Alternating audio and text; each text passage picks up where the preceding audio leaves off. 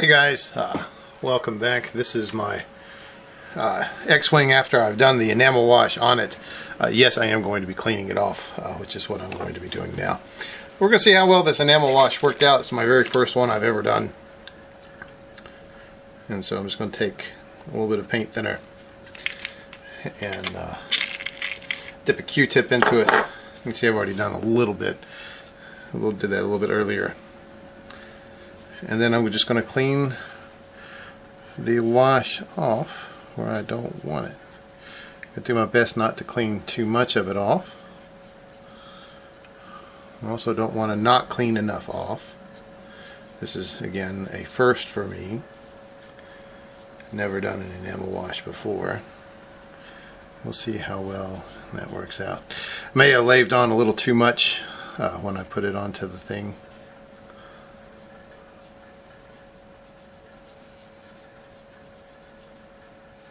And these panel lines are not holding it very well.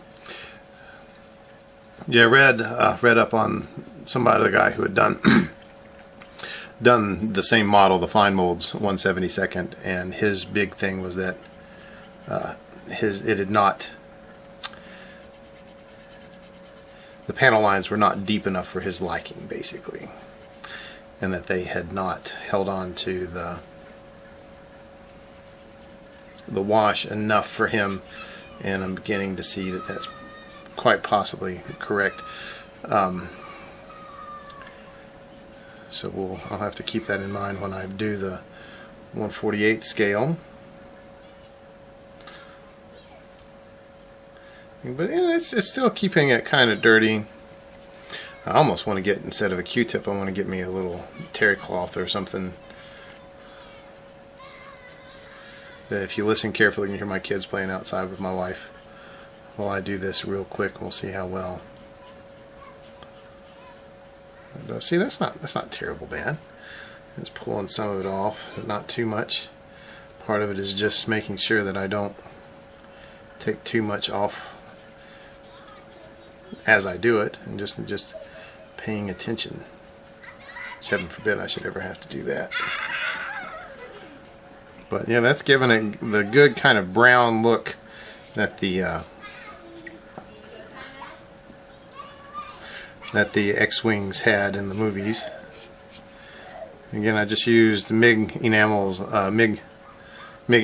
Enamel Wash Brown for Green Vehicles. It's the one I had, and it was either that or make my own out of oil paints. And I figured that since I had paid money for the MIG version, might as well use it.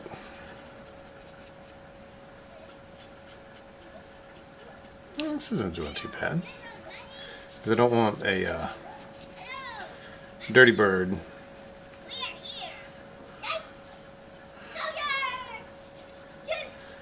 looking X-Wing, but I definitely don't want it spick and span.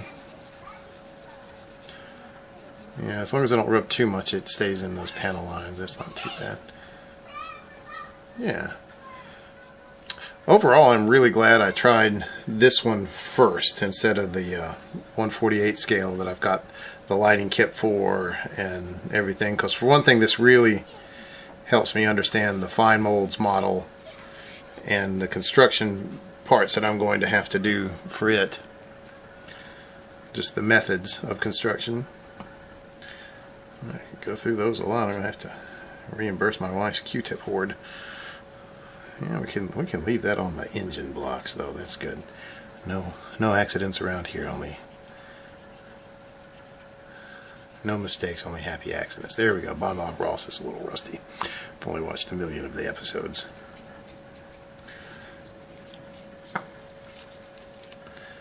Oh boy, that's going to be exciting. Oh wow! I wonder if the enamel wash ate through that. Well, nothing doing now. I'm gonna I'll fix that when I get around to it. Pretty good poker face on my part, not screaming in pain and frustration and fear, as I have just knocked off 25% of the X-Wing's armament there.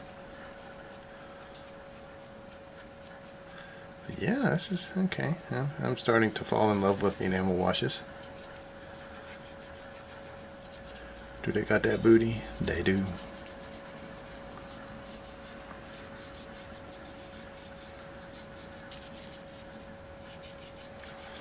One thing I have made up my mind on is I should not have taken the mask off before I did the clear coats, because that has definitely given kind of a rippled effect to the canopy.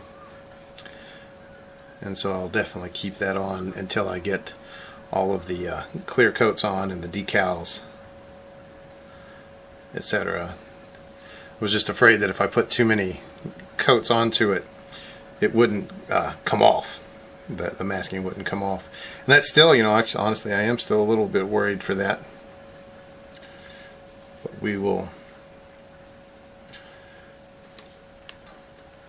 see how that works. Just a little touch of the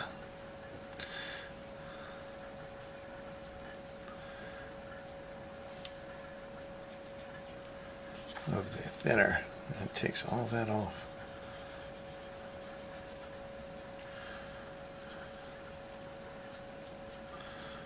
Look at that, that's amazing. It does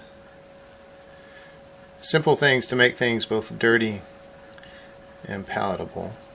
Yeah, because look at that, it keeps it in the recessed panel lines.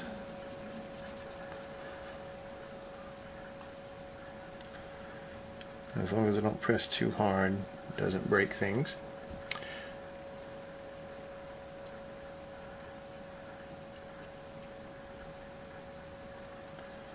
There we go. I had to make an emergency trip to visit my grandfather. He is preparing to make the last hyperspace jump into the great beyond, I fear. So went up and went over the mountains to visit him. And luckily I got there and he was still there enough to recognize me.